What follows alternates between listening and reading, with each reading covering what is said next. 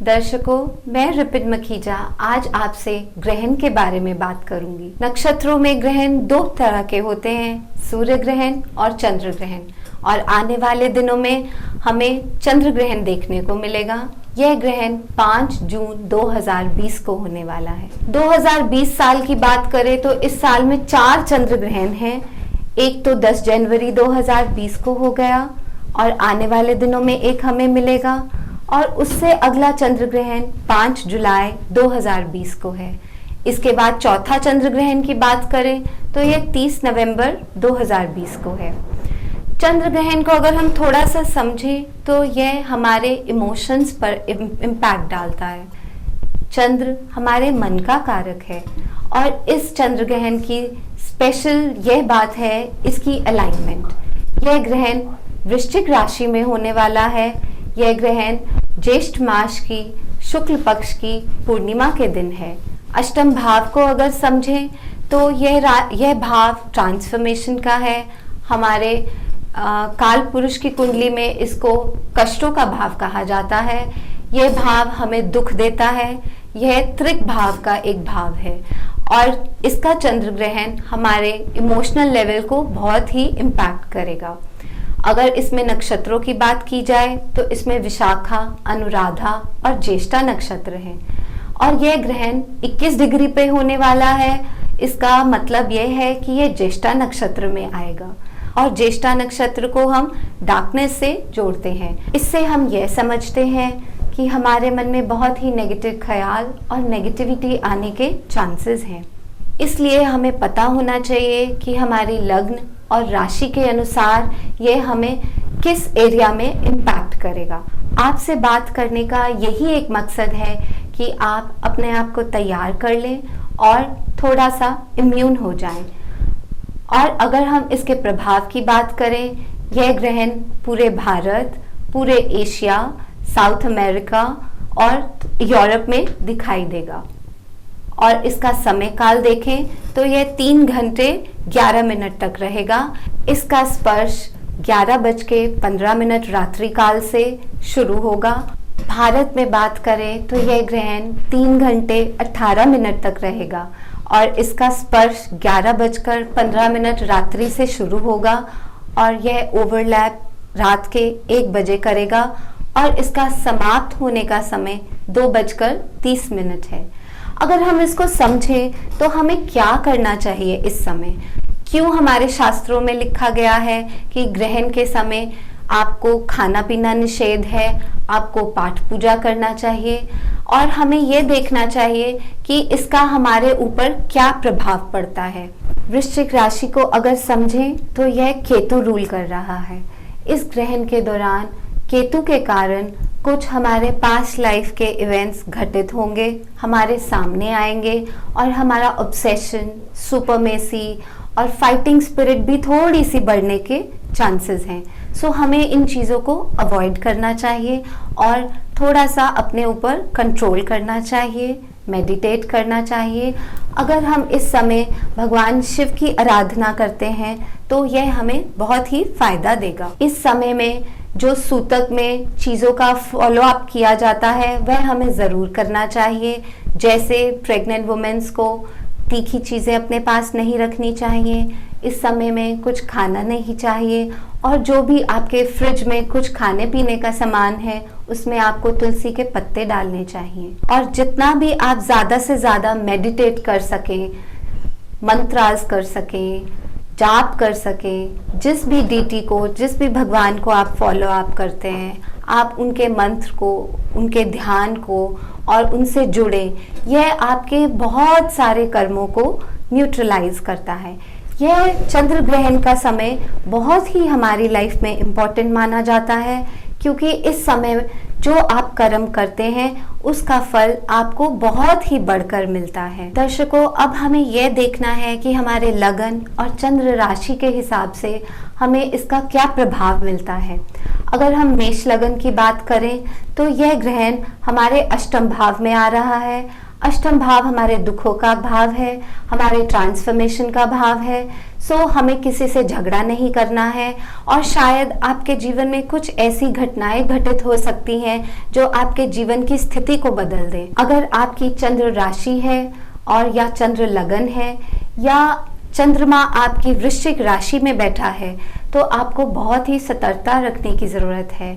आपको मंत्र जाप करना चाहिए ताकि आपका मन शांत रहे। अगर आपके मन में कोई नेगेटिव थॉट्स आ रहे हैं तो आप प्लीज़ उसको अवॉइड करें। और अगर आप मैरिड हैं तो अपने इन लॉज के साथ कोई डिबेट नहीं करें, कोई फाइट नहीं करें।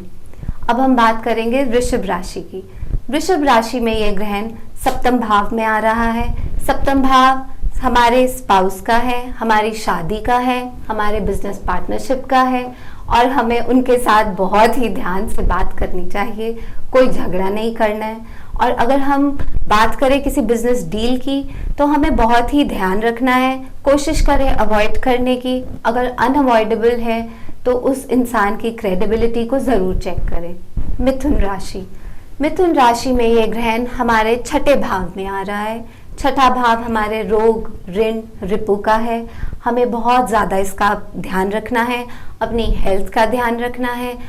आज लॉकडाउन के समय हर कोई घर में एक्सरसाइज कर रहा है, बट हमें यह ज़रूर ध्यान रखना है कि हमें ज़्यादा एक्सरसाइज नहीं करना है, कहीं चोट ना लग जाए, इस बात का ज़रूर ध्यान रखना है। और यह भाव हमारे डेली कोर्स का भी है, हम रोज़ क्या कर्म करते हैं।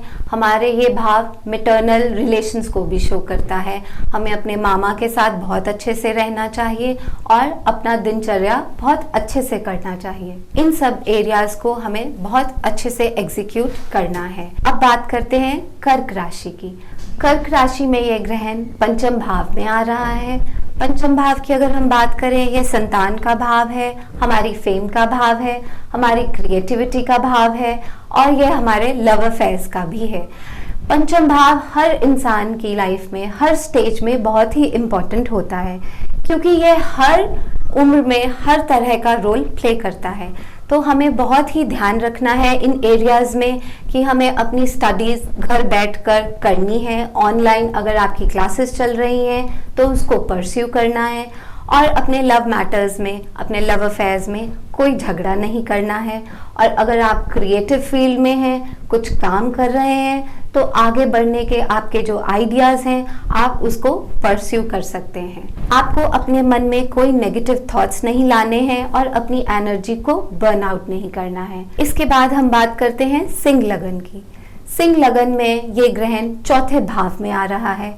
चौथे भाव को अगर हम समझते हैं तो यह भाव हमारे इंटरनल पीस का है, हमारे घर का है, हमारे हैप्पीनेस का है, हमारे व्हीकल्स का है। सो हमें बहुत ध्यान रखना है कि हम गाड़ी अच्छे से चलाएं, कोई हमारा एक्सीडेंट ना हो जाए और हमें घर में भी बहुत ही अच्छे से रहना है। तो घर के किसी भी फैमिली मेम्बर्स के साथ आपका कोई झगड़ा नहीं होना चाहिए। So the best thing is to meditate during this time, that is very much important. इसके बाद अगर हम बात करते हैं कर्क राशि की। कर्क राशि में यह ग्रहण हमारे तीसरे भाव में आ रहा है। हमारे कम्युनिकेशंस, हमारे ड्राइविंग स्किल्स, हमारा platform, social media, Facebook, Twitter, Instagram, हमें बहुत ही केयरफुल रहना है। क्या पता हम इनके पोस्ट डालकर थोड़ा सा डिप्रेस फील करें। हमें बहुत ही ज़्यादा इन चीज़ों को गौर करना है कि हमें कुछ ऐसी नेगेटिविटी नहीं आनी चाहिए। थर्ड हाउस हमारे यंगर सिबलिंग्स और नेबर्स का भी है, तो हमें इनके साथ भी कोई झगड़ा नहीं करना है। इसके बाद हम बात करते हैं तुला लगन की। तुला लगन में ये ग्रहण दूसरे भाव में आ रहा है।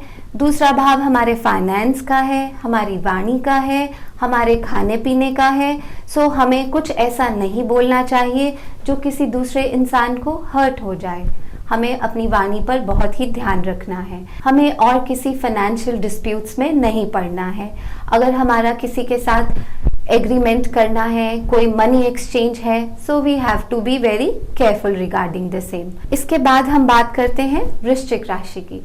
इस राशि में यह ग्रहण लगन में आ रहा है। वृश्चिक राशि को यह ग्रहण बहुत ही इम्पैक्ट करने वाला है क्योंकि ये हमारे लगन में है। हमारी टोटल पर्सनालिटी, कैसे हम बिहेव करते हैं, हमारी अपनी हेल्थ, हमें इन चीज़ों का बहुत ध्यान रखना है। हमें अपने मन में नेगेटिविटी नहीं लानी है और बहुत ही इम्पल्सिव बिहेवियर को अवॉइड करना है। इसके बाद हम बात करते हैं धनु राशि की। धनु राशि में ये ग्रहण द्वादश भाव में आ रहा है।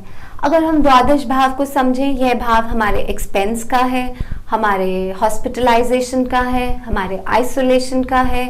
एंड हमें इस चीज़ का ध्यान रखना है कि हमारा मन इतना ज़्यादा डिप्रेस नहीं हो और हमें अकेले नहीं बैठना है और कोई एक्स्ट्रा खर्चे नहीं करने हैं। Be careful for your deals, expenses and other things. इसके बाद हम बात करते हैं मकर राशि की। मकर राशि की बात करें तो ये ग्रहण हमारे एकादश भाव में आ रहा है।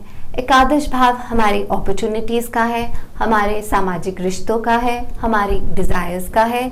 सो हमें यह ध्यान रखना है कि इस समय हम अपने दोस्तों से बहुत अच्छे से रिलेशन मेंटेन करें, कोई उनके साथ झगड़ा नहीं करे और कोई वाद विवाद में ना पड़े।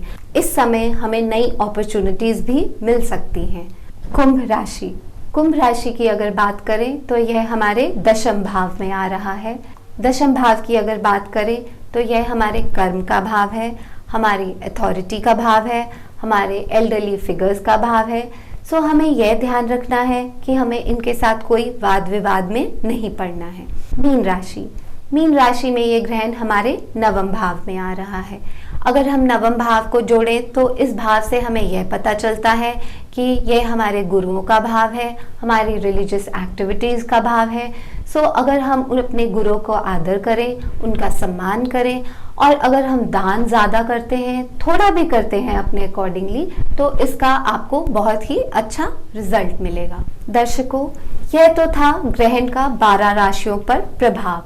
परंतु अगर हमें अपनी राशि नहीं पता है तो हमें यह ज़रूर जानकारी होनी चाहिए कि हमें इस ग्रहण के दौरान करना क्या है। दर्शकों, बातचीत का ये सिलसिला ऐसे ही जारी रहेगा।